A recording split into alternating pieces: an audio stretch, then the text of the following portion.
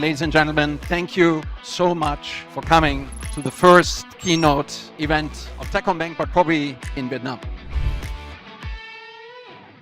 We are Vietnam's most pioneering bank, that we exist to make lives better every day. We need a technology stack, a marketing technology that can interpret those insights and deliver extremely relevant messages to each and every one of our customers. We also have a very good reputation in the market to introduce a lot of new and innovative features to the market.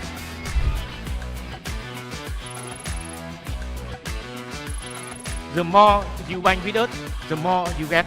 And the benefit we can create for you, not only for you, for your end user. We have worked with our global partners to create Ccash. And we believe this can enable our corporate clients to really uplift their treasury management to a new level. And now we have one of the most unique ecosystem in Vietnam. Techcombank and Vietnam is well positioned to harness the power of data and AI. So we are making strong progress to become the best AI bank in Vietnam.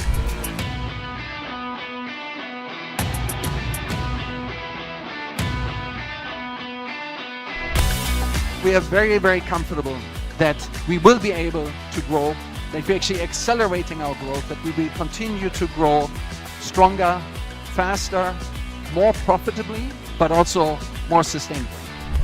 And a big thank you goes as well to our partners and to all the Techcomers who have helped us shape our journey, making Techcombank what it is today.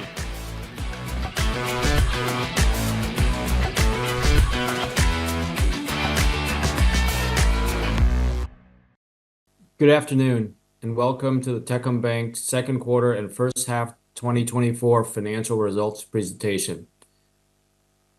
Today is our first ever analyst presentation in the Techcombank Ho Chi Minh City Tower on Lê Duẩn, coinciding with the bank's increased focus in the southern market, where we see great potential for achieving the same market position as we have in the north.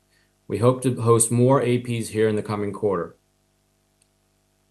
As this event is being broadcast, we would like to remind those of you in the live audience to please put your mobile devices on silent. Today, Jens Lottner, CEO, will begin with opening remarks, and Alex Becker, CFO, will share more details of the financial results and business updates, followed by a question and answer session. Jens and Alex will present in English with live Vietnamese translation available via a separate link. As usual, there will be another call in Vietnamese tomorrow for retail investors. Today's presentation and Q&A will last around 90 minutes. With that, I'll turn it over to Jens to begin the presentation. Good afternoon, everyone, and thanks for joining this quarter's analyst call. As usual, what we will do is just give a short summary of the quarter, and then Alex will go in detail and through some of the numbers, and then this will be followed up by some Q&A. So if we take the highlights, I think most importantly, it's fair to say that this was another very, very strong quarter. And our overall and total operating income grew by around 38% year on year. And again, all of this was driven by every single component. So we have seen strong growth in NII, NFI, as well as other income. And given the fact that we had our cost and provisions and all relatively well under control, PBT rose roughly at the same amount of around 38%. And so again, and of course, there was a low base last year, but still, the overall CI ratio of 28% is probably market leading. And return on assets stand at 2.6%. That is roughly in line with the last quarter. CASA has come down a little bit. The overall amount is actually still pretty much the same like what we had beforehand. And some of the decreases were rather coming from the fact that we really grew our TD base very, very quickly. And at the same point in time, we actually also see the success of our auto-earning product, given the fact that auto-earning and the balances of the auto-earning modules in our CD Barlog are rather short-term and funding elements at relatively low cost, if you would actually put this together, our CASA ratio, if you really take current account, savings account, would still be above the 40% mark. NPLs have increased a little bit, but again, still very much within the guidance of what we have given at the beginning of the year and maintained through the last analyst presentations. Overall, we believe, given the fact that the special mention loans actually have come down, that this level is well under control and can be maintained. And then last, car, as you've seen, is actually increasing despite the fact that we started to pay dividends for the first time over the last 10 years. And as we said, we believe we are actually in a very good place to maintain our growth momentum on the credit side, while still maintaining very, very strong car and still being able to pay the dividends. And again, I will probably come back to that a little bit later. So overall, again, very, very strong quarter for the bank. And with that, I hand it over to Alex to go into a little bit more details of the numbers. Thank you, Jens. And good afternoon, everyone. So let's start, as usual, with a brief overview of the macroeconomic environment. So as you can see, there is a lot to like in the results published recently by Vietnam. So GDP growth was a positive surprise at 6.9%. Domestic sales, disbursed, FDIs, and exports continued to gather momentum. And as a result, the PMI index improved further to 51.8 at the end of Q2. So in short, the economy is doing quite well. And as usual, the main areas to watch out for are more on the monetary side. Inflation first is slightly edging up, and then the VND continues to lose ground against a very strong US dollar. However, if we look ahead, then we believe that these tensions will progressively ease up as we go into the second half of the year, because the gap between the interest rates in US dollar and the interest rates in dong will close. Looking now at the banking sector, so credit growth in the banking system did pick up as we expected. However, the year-to-date growth in credit assets is still quite modest at 6% year-to-date only. We also said that we thought the interest rates would increase, and as a matter of fact, since our last analyst presentation, interest rates have already increased by around 20 basis points. And again, we believe that this trend will continue with the potential for another 70, 80 basis points maybe between now and the end of the year. However, because we will continue to optimize our funding, we believe that the impact on our cost of funds will remain limited, and as a result of that, our cost of funds will probably be around 3.5% for the full year. Let's look now at the financial highlights. So I think Jens said it, right? It was a remarkable quarter for Techcombank. NII increased 40% year on year, supported by both a rapid expansion of our credit books as well as an improvement in our net interest margin.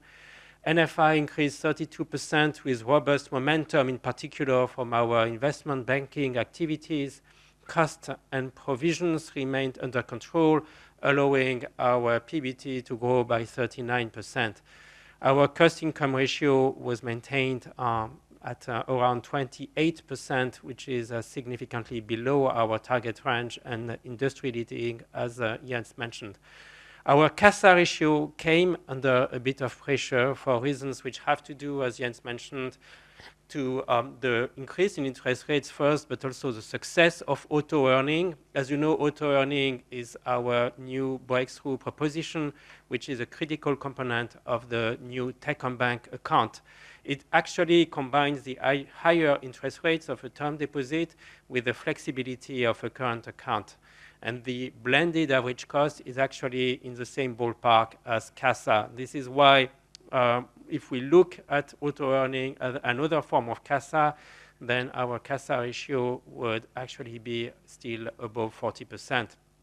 Finally, our capital adequacy ratio improved further to 14.5% and continues to be one of the highest in the market. So all in all, it was quite a remarkable performance for Techcombank. Here is an overview of our P&L. So 7.8 trillion PBT for the second quarter, 13.4 trillion TOI. This is the highest TOI in a single quarter in the history of Techcombank. NII, NFI, recoveries all grew in the range of 40 to 50% versus 2023. OPEX in the second quarter was up 38%, which may seem a bit high. However, I would like to highlight that we are comparing two very different periods. In the second quarter 2023, if you remember, we were facing a lot of headwinds, particularly on the TOI side. And as a result of that, we had to take some tough measures on marketing and also on compensation strategy. This year, we are almost in the opposite situation. We are ahead of our plan, and therefore we are provisioning for higher staff costs as well as doubling down on our marketing effort. Finally, our provision expenses have also doubled. So this is, on the one hand, a lagging effect of the stress that the balance sheet has undergone last year due to the disruption in the economy and the real estate market in particular. But it's also a reflection of our conservative approach of proactive write-off and provisioning in order to maintain a very high coverage for our NPL. So cumulated PBT for the first half of the year is 15.6 trillion. This means that we have already achieved like 58% roughly of our full year guidance. And what I would like to do is really caveat against the temptation to already apply a 2x multiplication to derive an estimate for the full year PBT. This is because we anticipate that the second half of the year will be a bit more tough on the NIM, and we will cover this later. Let's look now at our NII. So we continue to expand our balance sheet at an accelerated pace. The increase in interest earning assets reached 26% at the end of the second quarter. We grew our deposits roughly by the same quantum, 26%. You can also see that there has been a very significant increase in certificates of deposits, which reached 67 trillion at the end of Q2. This is the backbone of our auto-earning proposition, which I referred to earlier, and this is what helped support the reduction in our cost of funds.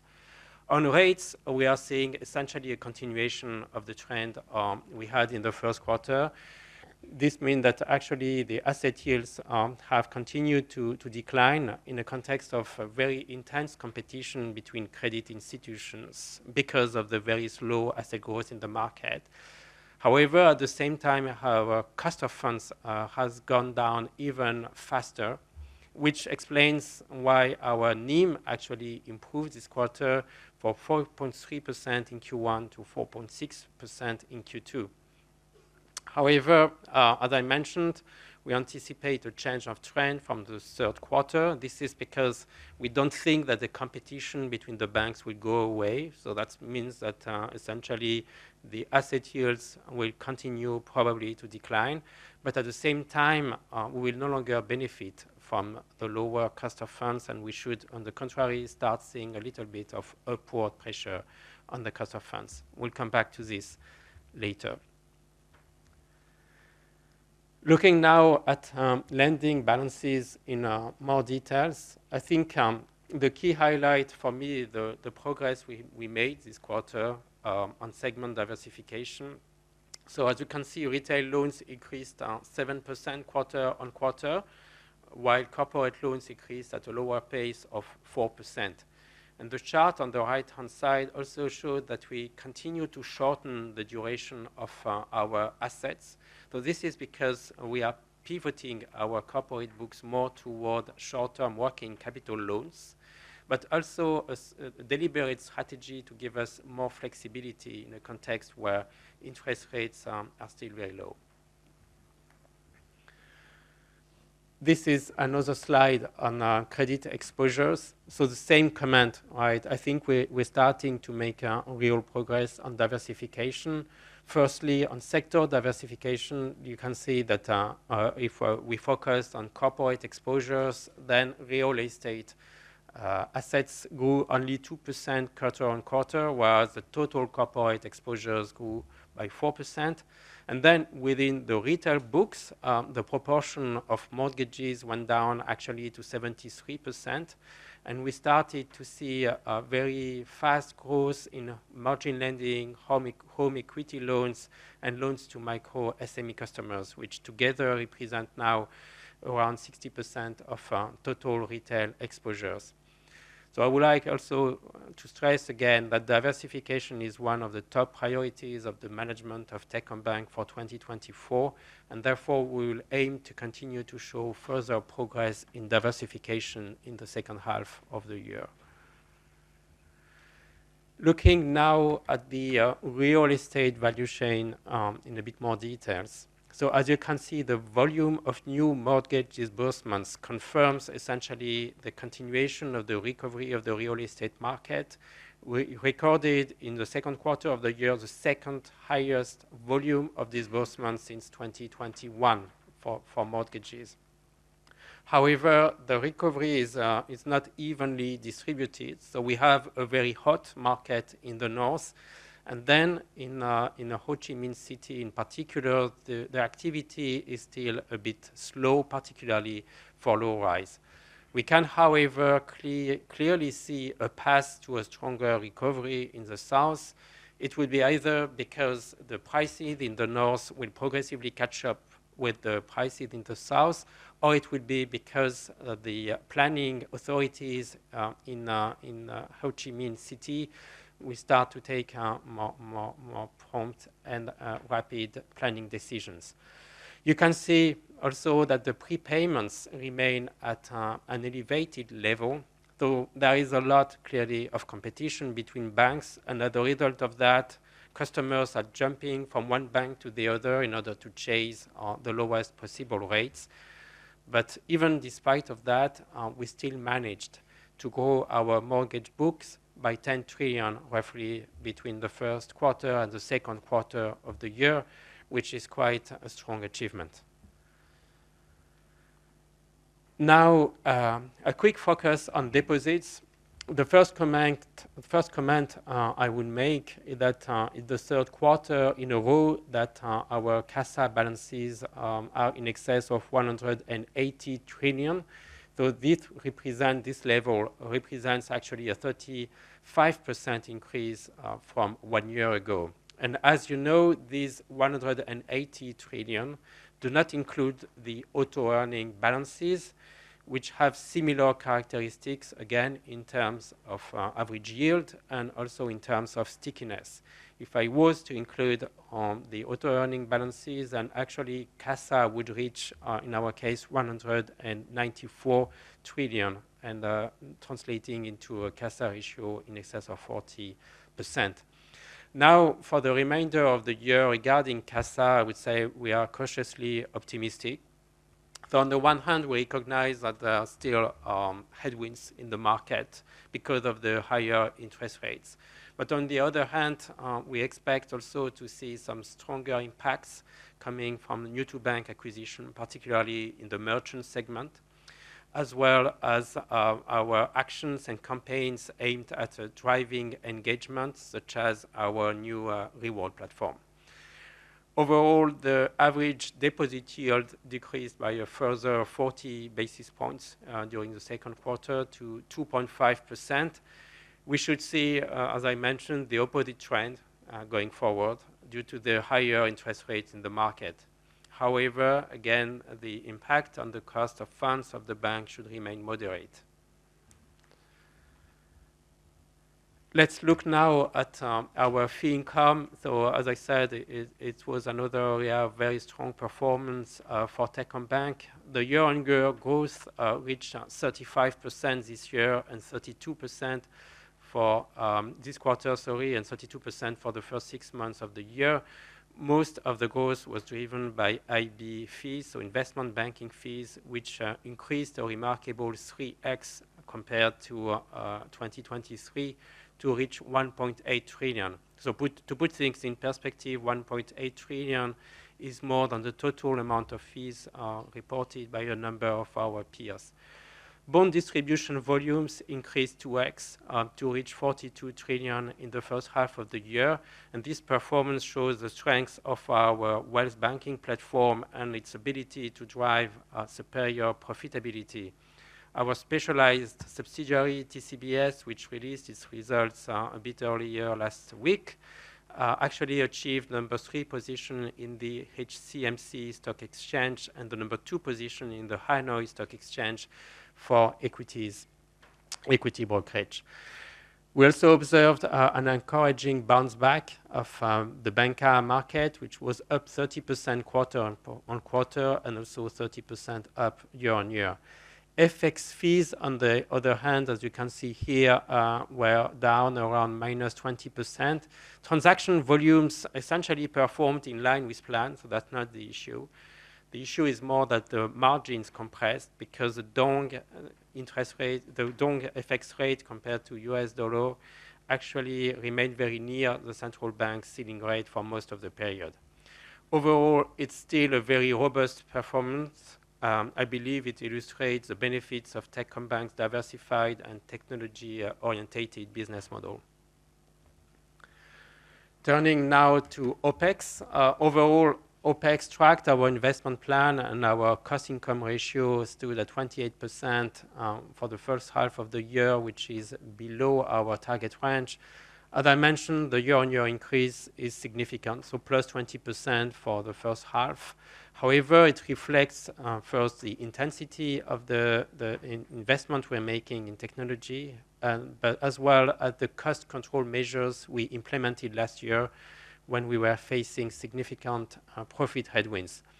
With a more supportive business environment this year, I mentioned the fact that we are dialing up on marketing, which translates into a 2x growth compared to last year. We're putting a lot of focus on retail customers with branded tier offerings and promotions. We also realigned our compensation strategy to reflect the stronger performance of the bank from a financial viewpoint. And this translates into higher staff costs in the second quarter, combined as well with the impact of the annual pay review. Our permanent headcount, however, continues to decline quarter on quarter. It stood at actually 10,500 at the end of the second quarter. So this shows, again, the productivity gains achieved through our investment in data and technology. The bank is continuing to operate at a very high level of operational efficiency. And this was hopefully apparent in the Techcombank keynote event, which we hosted at the beginning of July in Hanoi. Let's look now at asset quality. So our credit cost net of recoveries edged up only slightly to 0.9% on a last 12 months basis, in line with the NPL formation. If you look at total provision balances, however, they essentially remain flat compared to the December last year, despite the significant growth of our credit books in the meantime. As I mentioned, we took some proactive write-off and provisioning decisions to ensure that our coverage ratio stayed above 100%, and it truly is today one of the highest in the industry. For the second half of the year, we believe that provisions will moderate from the level reached in the first half of the year. This is because we might not have to do as much proactive write-off, but beyond that, we observe that the risk emergence is slowing, and we also expect some provision recoveries. All this, I think, is positive, and as Jens mentioned, totally aligned to the guidance we communicated previously. This slide provides, again, more detail on the quarter-on-quarter variance of our credit risk. So special mention loans went down quite drastically this quarter, so it was very positive to see that from around 6.2 trillion at the end of Q1 to 4.9 trillion at the end of Q2. So this is a result of successful workout of our customers moving back to current or bucket 1, but also a slower emergence of bucket 2 in the quarter. NPL balances inched up, but remained within our target range. Organic NPL was 1.08% at the end of June 2024. New NPL formation, I have to admit, was a bit on the high side. However, it should moderate going forward because of the lower balances of bucket 2 assets, as I mentioned earlier. Finally, the chart on the left-hand side gives you an idea of the amount of additional write-off that we book in the first and the second quarter for a total of 1.2 trillion. So if you exclude these additional write-offs, then you can see that actually the true underlying specific provisions were probably around 800 billion per quarter and stayed essentially stable during the period. Like in the previous quarter, I'm also providing some additional insight into the health of our credit books. Overall, you see the provision remains quite strong across most metrics. There is clearly a higher proportion now of our assets which yield less than 8%, and it's purely a consequence of the lower interest rates in the market. And as a matter of fact, most of the mortgages that the banks write in the market at the moment have a yield below 8%, which explains the increase of the proportion of assets below 8% customer rate. Turning now to capital and liquidity. So our capital adequacy ratio increased further to 14.5% at the end of June. And this despite the payment of around 5 trillion in cash dividend, which was the highest cash dividend from any bank in the market. We made good progress also in the optimization of our RWAs, and we anticipate that there is further opportunities in this space. On liquidity, funding from customers further increased to over 73% at the end of Q2. Our short-term funding to medium-long-term ratio improved further to 24.2%, which is one of the strongest in the market. Finally, a glimpse into how our performance compares to our peers. Overall, we continue, as I think it's fair to say, to significantly outperform the market across most metrics. We will turn now to the guidance for the rest of the year. So the forecast for the world GDP growth continues to be revised upward, which is a good thing. So it stands now at 3.3%. It was at 2.8% in the previous quarter. Our forecast for Vietnam remains essentially unchanged at 6.5%. I'm here giving you a bit more details on how we think of the second half of the year. However, as you've seen, overall, as you've seen, the macro environment remains supportive and helps us expand our credit books in a healthy manner across all sectors. The real estate market, on the other hand, remains a bit slow in HCMC and its region. And we will therefore continue for this reason to adjust our flexible pricing policy to reflect the possibility of a slower for longer real estate activity in the south. As I mentioned, we expect that the NIM will therefore come under pressure in the second half of the year. However, it should still be above 4% for the full year.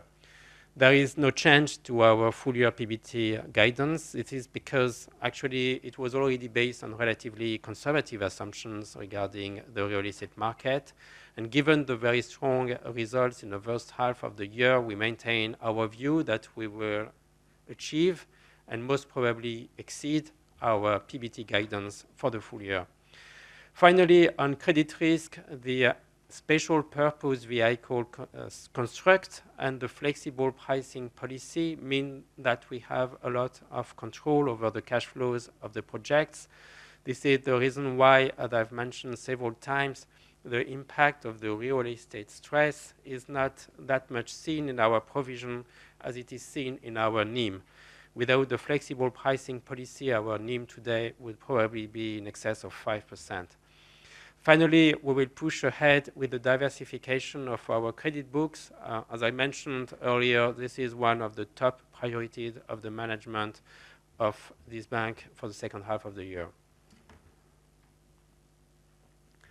So this leads us now to the final summary of our guidance for the remainder of the year. Credit growth will be in line with the quota we'll receive from the central bank. Currently, it's around 16%. However, we anticipate that we might receive a bit more. Cost of funds, as I said, should be around 3.5% for the full year. Our CASA ratio should improve in the second half of the year for seasonal effects, as well as on the back on new-to-bank acquisition and engagement campaigns. Our net interest margin will probably start to decline from the third quarter. However, it should remain above 4% for the full year. NII in the context should grow around 20% or more. Strong growth as well, double digit from NFI with continued support from investment banking activities, but also headwinds coming from the change of recognition for letters of credit activities. Cost-income ratio should remain at the lower end of the range, which means around 30%. We should see some improvement in our NPL, which should, however, remain more or less in the same ballpark, around 1.2%, as we've seen so far. And finally, there is a potential for significant moderation in our credit costs for the second half of the year, and therefore we expect a cost of risk of around 1% in our base scenario. So, in a nutshell, it was another exciting year for Techcombank with a continuation of the trends we had seen in the previous quarters. Looking to the second half of the year, as I mentioned, we should see some moderation from on our NIM, and therefore you should not necessarily multiply the PBT of the first half by 2 to form your anticipations for the full year. However, we are still obviously very confident that we will achieve and most probably exceed our PBT guidance for the year. And I'm personally very pleased with the performance and the result that the bank has published. They are very strong across most metrics, and they prove the benefits of the ambitious investments we have made into talent and digital technology. This is what allowed Techcombank to be the first bank in the history of Vietnam to win the same year all 3 major financial awards from Euromoney, Global Finance, and Finance Asia. So the future looks undoubtedly exciting. This concludes my presentation, and we will now turn to questions. Thank you. Thank you, Alex. Jumping right into the Q&A. The first question is for Jens, our CEO. Could you comment on the real estate market conditions in the first half 2024 and the outlook for the second half and on to next year if possible? Given the very strong GDP growth in the second quarter, why do you think real estate market has appeared to recover more slowly than the overall economic activities? And why is there such a divergence between the North and the South? Okay, so that is a full slew of questions, but thanks for that. So let's go on probably one by one. So overall, it's very clear that the real estate market has come back, but there are differences by region and by segment in terms of high-rise versus low-rise. So first of all, I think overall we've seen improvements in the kind of volumes, primary volumes, in Ho Chi Minh City, in Hanoi. And I think that will probably continue to be the case. So first is we still see that the prices actually have held up quite well. So still people believe it's a relatively good investment. And I think there is a little bit more confidence. There is also the fact that the land law has changed, and therefore everyone knows that probably over time prices will still go up. So therefore trying to secure assets or apartments in existing projects which are still based on the old land law and therefore on the old pricing and should actually have benefits. So I think all of that, and then last but not least, interest rates are still low. So I think that actually has helped quite a bit. And I think we've seen that impact coming in. But again, difference between Hanoi and Ho Chi Minh City. So let's talk a little bit about what are the differences. So Hanoi, and it's very clear, there are a lot of projects, very good legal status, and we've seen big projects being opened, not just in Hanoi, but also in Haiphong.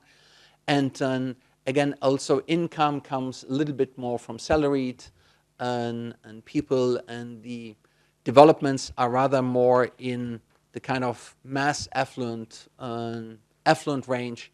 And so therefore it really hits the market, good demand, and a relatively good confidence, and therefore we've seen actually prices going up.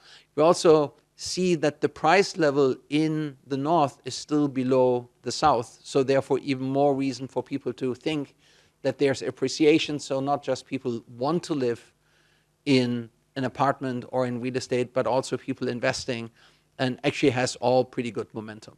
So we expect actually that probably in 25 we will already see quite a significant uptick in the provisioning and supply. And then hopefully by 26 and 27, we should actually go back to the levels of 2019, which were before COVID, which were probably some of the highest ones.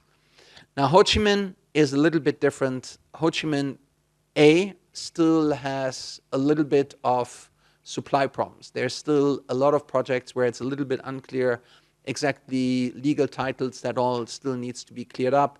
So supply is actually still limited. We see, and pickup is getting a little bit better, but still supply is limited, and because a lot of projects are still not completely clear on the legal status, etc. And we believe actually that only probably second half 25 might there be a real uptick, and maybe only in 27 will we really see that we are at the same activity level than what we have seen in 2019.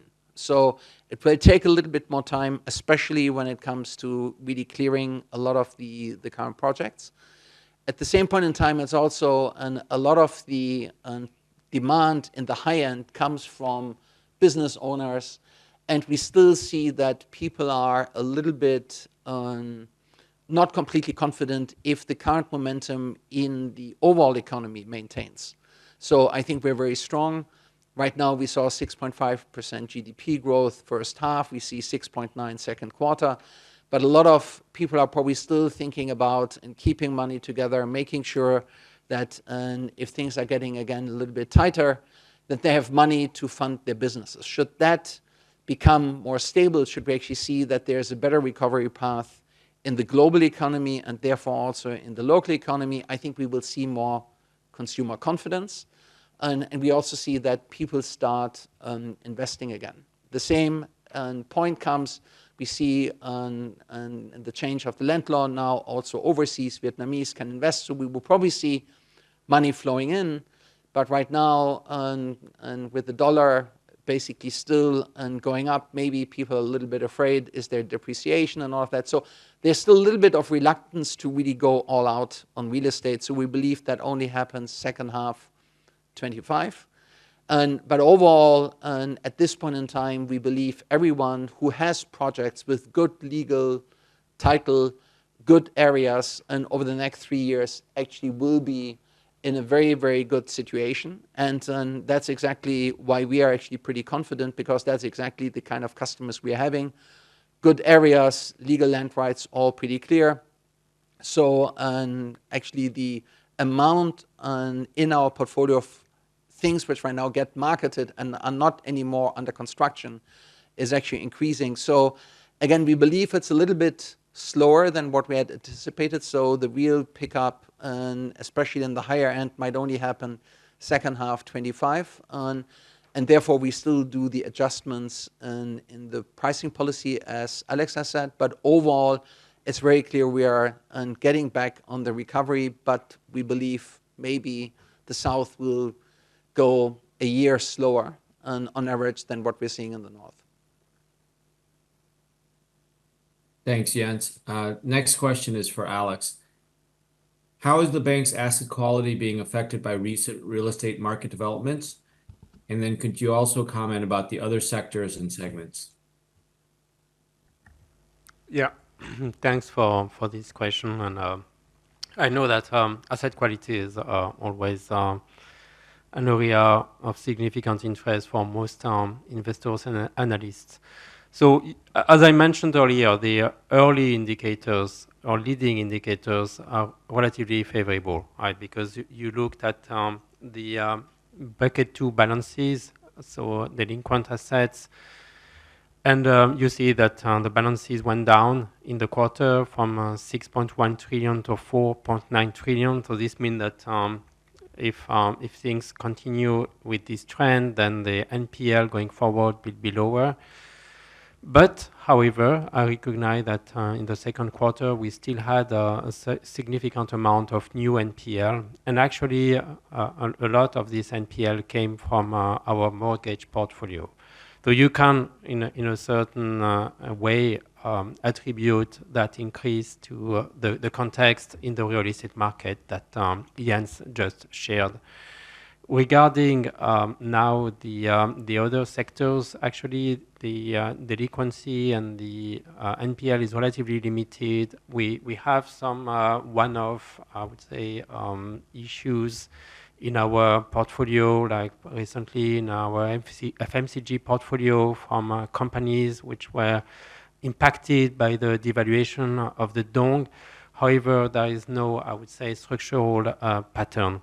And then addressing the question, which is around should we expect an impact from the relatively slow activity in the South on credit quality, I would like to reiterate the fact that at this stage, the impact will be more on the net interest margin than on the cost of risk. And this is because of the flexible pricing policy, which will allow us to control the cash flow of the projects and ensure that they can meet their financial obligations. So that's how I would summarize the position. So favorable leading indicators, and a cost of risk and NPL, which is continues to be tightly controlled by the bank thanks to the flexible pricing policy. Thanks, Alex. Next question is also for Alex. Could you share more details on the credit demand by sector and by segment, and what is the implication for Techcombank's diversification strategy? Yeah, very good question. So as I mentioned, it's one of the top priorities of the management for 2024. If you remember, we already explained this objective, presented this objective in 2023, but we also explained that it would take some time for us to be able to implement this diversification, but because we also had to continue to support our customers, ensure that the projects we had financed could progress to completion. However, we made some progress in the second quarter, so we managed, for example, to grow our retail balances faster than our corporate balances, 7% versus 4%. And then within our corporate exposures, actually real estate assets only grew 2%, whereas other sectors like FMCG, automotive, grew in the range of 5 to 15%. So it's only the beginning, but it's encouraging, and we will look to push further in the second half of the year. So far, I would say I'm very pleased with the capacity that the bank, and particularly the corporate bank, has shown to originate assets outside of the traditional area of strength of the bank, which was the real estate value chain. So we grew, we are one of the banks which has grown credit books at the fastest pace year to date, and we have done it in a way which is more diversified. So I think there is a lot to be happy with in this respect.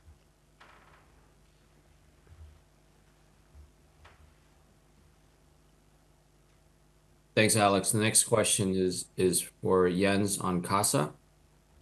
After recovering to 40% CASA ratio in the previous quarters, it looks like the CASA ratio dropped to 37% at the end of the second quarter.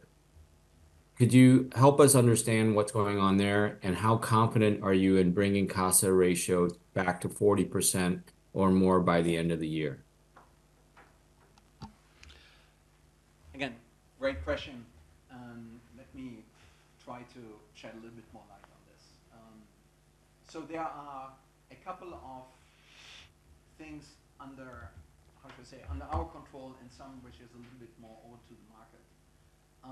As we had always said, there are probably three key drivers on what brings CASA up or down. So first one is overall and kind of market sentiment for investments, because a lot of our affluent customers, when they actually start buying assets and other assets, they start accumulating to a certain extent, and then start buying other asset classes, bonds and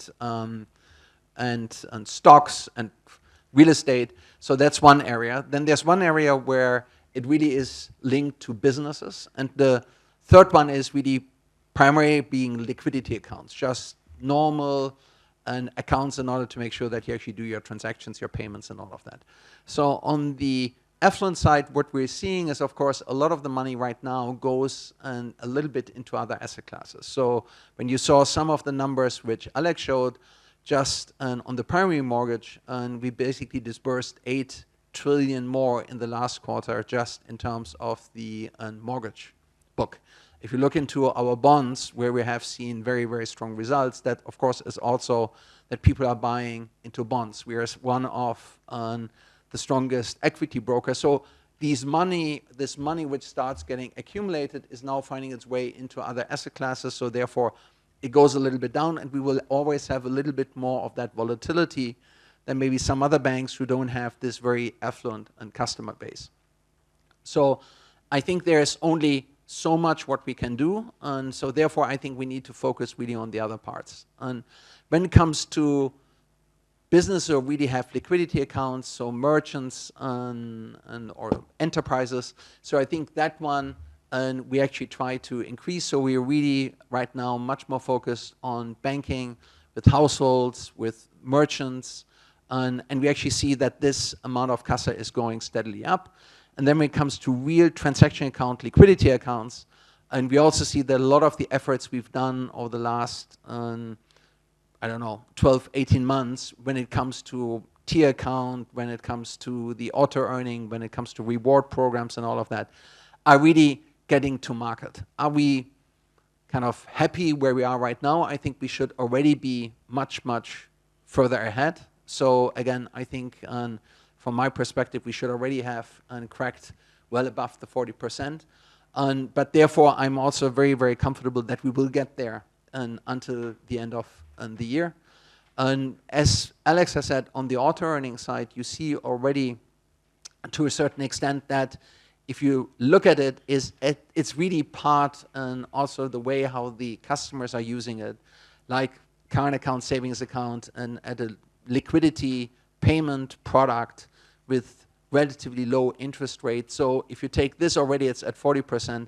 But again, if we really take all these two things together, we should be rather at the 45% mark. So you will see we will spend much, much more also into marketing. We will make our reward program even more attractive. We will talk about it, cashbacks, credit cards. So a lot of these payment instruments, we will actually start pushing much, much harder in the second half. So I'm actually pretty comfortable that we get over and above the 40% mark. Thank you, Jens. Next question is for Alex. Seems to be a recurring question. Could you provide us an update on your NIM outlook for the second half? Yeah, thank you. Thank you. Very happy to comment again on the net interest margin.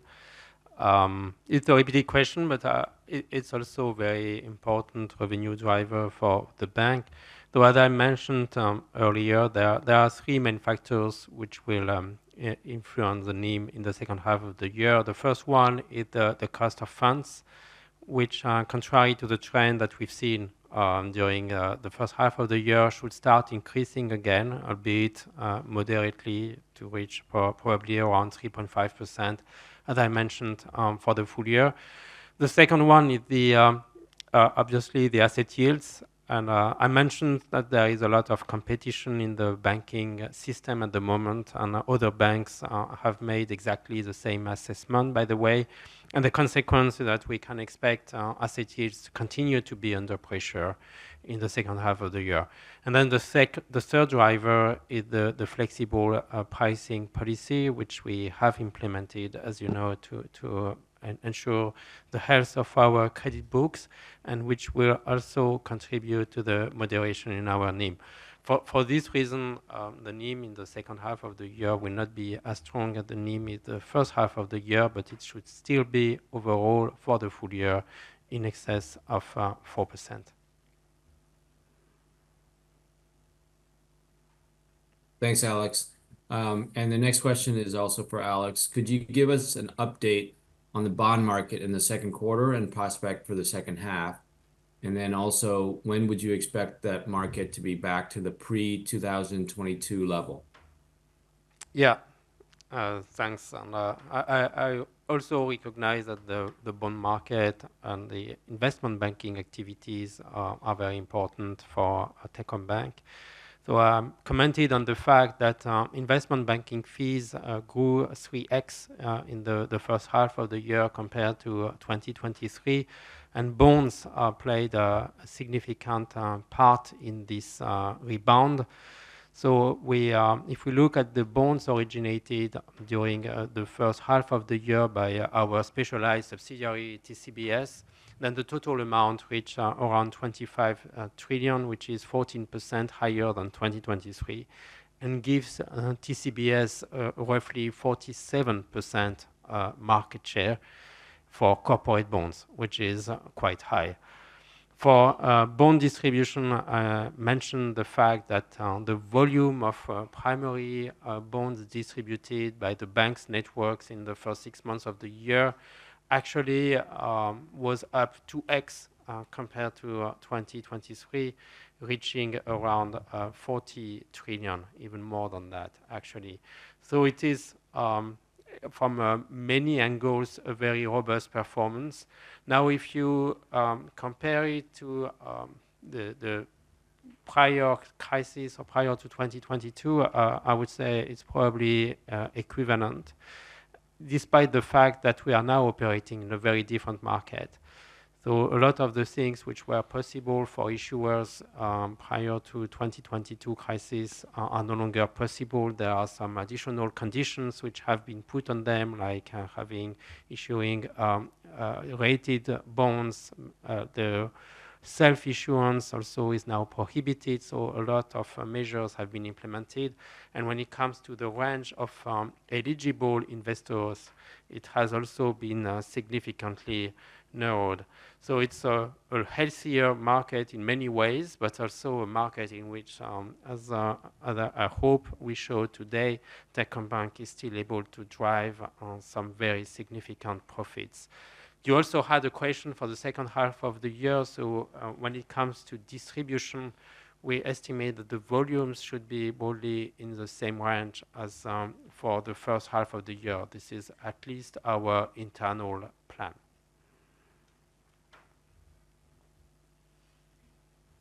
Thanks, Alex. Next question is for Jens.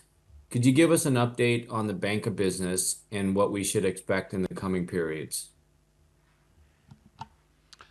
So yeah, banking. Can you hear me? Okay. So overall, and we actually still seeing a relatively difficult market. And I believe there is a little bit of still lack of confidence in that product after all the news, the noise. So overall, the market is still down. On our side, we are up and actually 30% if we take second quarter 2023 and the second quarter 2024. So we believe actually that the way how we are managing is actually relatively in line with customer needs. So we know that we didn't missell in all of this, and I think that's right now and paying back. However, I think we're still far away from where we believe the market actually should be. So, and from that perspective, I think we will continue to see good results right now in terms of total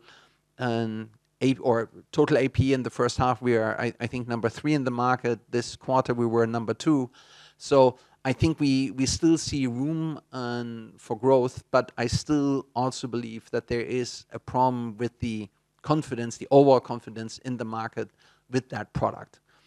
What is encouraging is that there were debates, should banks not sell ILP, ULPs anymore. I think SBV came out very clearly and said, yes, banks should do that, and I think it's the right decision because ultimately it's an important product for our customers.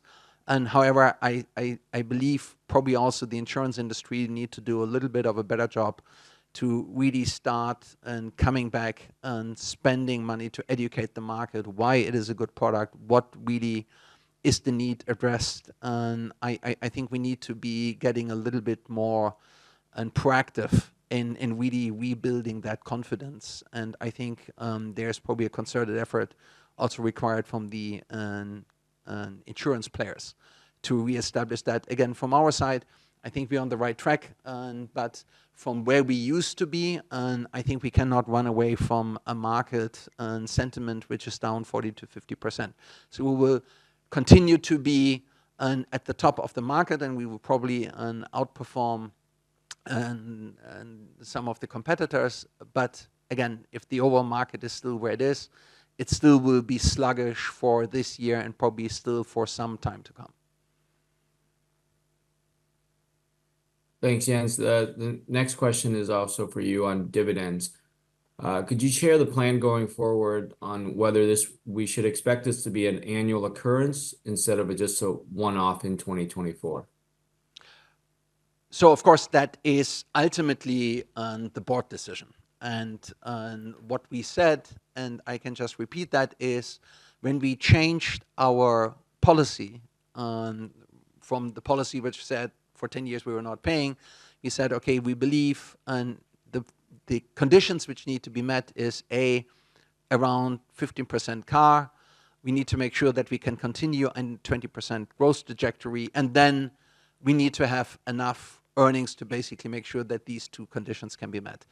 As we said, right now, what you've seen is that even while we were paying this dividend, you saw that the CAR ratio was actually going up, and over year on year, we were probably still on a 20-25% growth trajectory. So we did the analysis. So from an earnings momentum, from the way how the business develops, etc., we should actually be able to maintain this momentum. So from a management perspective, we actually feel pretty comfortable that we can maintain that trajectory, which has been laid out by the board. But what the final decision will be from the board, again, is really a prerogative of the board. But from the initial statements which we made at the AGM and all of this, there's no reason to doubt that these things are still intact, and that on this trajectory we should actually be going to a more sustainable path of active capital management, including dividends. Thanks, Jens. That's a segue into the next question for Alex. How did dividend payment impact your CAR? And what would be the ideal level of CAR going forward? And then also, what is your roadmap for Basel III and IFRS? Thank you. So first part of the question around the impact of the dividend payment on the car, I would say you just need to look at the numbers and you will see the impact because the cash dividend is already reflected in our capital adequacy ratio at the end of June. So as I mentioned, the capital adequacy ratio improved from around 14.2% at the end of Q1 to 14.5% at the end of Q2, and this despite the payment of the dividend. So this is a reflection both of the organic profit generation from the bank and its profitability, as well as the RWA optimization actions that I mentioned earlier. You also asked about our risk appetite. So at this stage, we don't see any reasons to change it. So our objective is still for the capital adequacy ratio to remain in the range of 14 to 15%. Regarding our plans for Basel and IFRS implementation, so first, we have implemented IFRS already. So we were the first bank to report our financial statements under IFRS. And if you are interested, you could consult our IFRS results that will soon be published for the full year 2023. And our plan for 2024 is to apply internally the internal rating-based approach of Basel II to calculate RWA. So we will be one of a few banks in Vietnam to be included in a pilot by the Central Bank of Vietnam to test the implementation of the internal rating-based approach. For us, obviously, it will be very, very beneficial because of the very low credit loss experience that we have, particularly for our corporate books. So on the one hand, if you look at the current framework, which is very formulaic, it's actually quite punitive for real estate activities and explains why our risk weights ratio are relatively higher than that of our peers. And then when we move to internal rating-based approach, actually we will, to the contrary, be able to benefit from an advantage compared to the other banks because of the very low credit risk experience over the last, pretty much the last 10 years. So that's why we anticipate that moving from the standardized approach to the internal rating-based approach should allow us to improve our capital adequacy ratio probably by around 200 to 300 basis points. So at this point, we will review whether or not we want to change our risk appetite, but for the time being, we are happy to continue to be the bank with one of the two banks with the highest capital adequacy ratio in the market. Thanks. We have time for another couple of questions. The next question is for Jens. Are you revisiting the PBT outlook for 2024 after a very strong PBT in the first half of 15.6 trillion, which is already more than 50% of your target for the year? So as can you hear me? Yeah, okay. So as Alex said, what we should definitely not do is multiply the first half by 2 and then saying that's the guidance. And I think, and as we said, we still have a couple of headwinds on the NIM side, and I'm not repeating them, but we really don't know exactly how that gonna play out.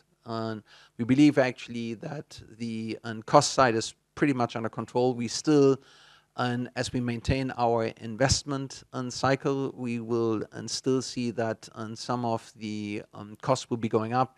As I said, we will be very, very aggressive on the marketing side in order to make sure that we see some of the opportunities we believe which exist on the CASA side, that we can really capture it. But what is a little bit unclear to us at this point in time is really what's the overall behavior in the market when it comes to credit and credit yields. And what I think we know pretty clearly is that interest rates will still be going up.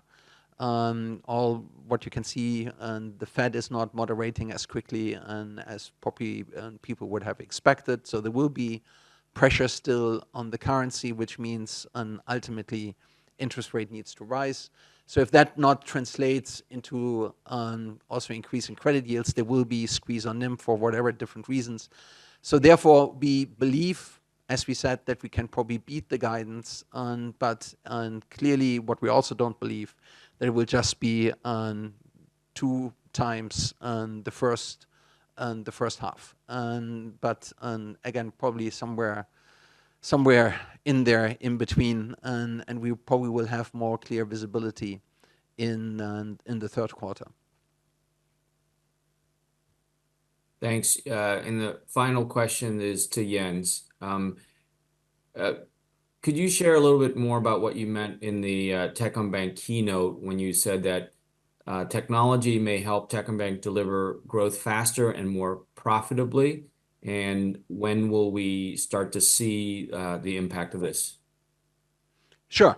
I think we've probably already seen some of that. But when I talked about the growth more profitably, sustainably, and I was really talking about the fact that the technology allows us to reach out to customers, onboard customers, engage with customers in a much more effective way than if we would have taken the old business model. And just when we described, for example, in 2023, when we suddenly were able to onboard 2.6 million additional retail customers in the years before, and it was always 1.2.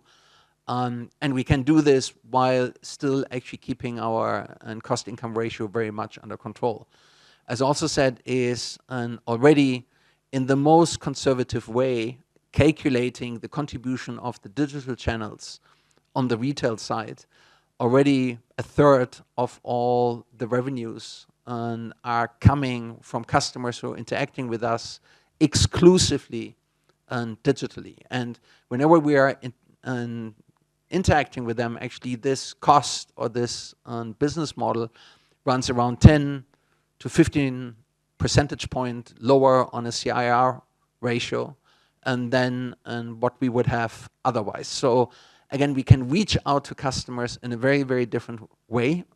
Even now, also under agent banking, we can actually probably onboard agents very, very rapidly by just putting our technology into different outlets. We can interact, engage with customers on a very personalized manner, completely based on automated experiences. And then we can run the whole thing much more cost effective. What I've not even talked about is the fact that we are also able to get internal productivity improvements. So right now we're using generative AI in a lot of different use cases, trying to understand how we can actually get more productivity in marketing, in coding, and in CRM, and how to reach out to customers, how to send and optimize leads and leads management. So we only scratched the surface. So already what we've seen in other numbers I shared, but then if we just look into purely all the use cases which we're right now experimenting, we believe actually that we can expand our franchise and our business much, much more aggressively without incurring a lot of other costs. So that's what I meant when I said we can actually probably accelerate the growth in a much more profitable manner. Thank you, Jens and Alex. And this concludes the 2024 first half financial results presentation. The presentation and replay link will be posted on the IR section of the website soon. Please contact the IR team for any additional questions. We look forward to speaking to you again in 3 months.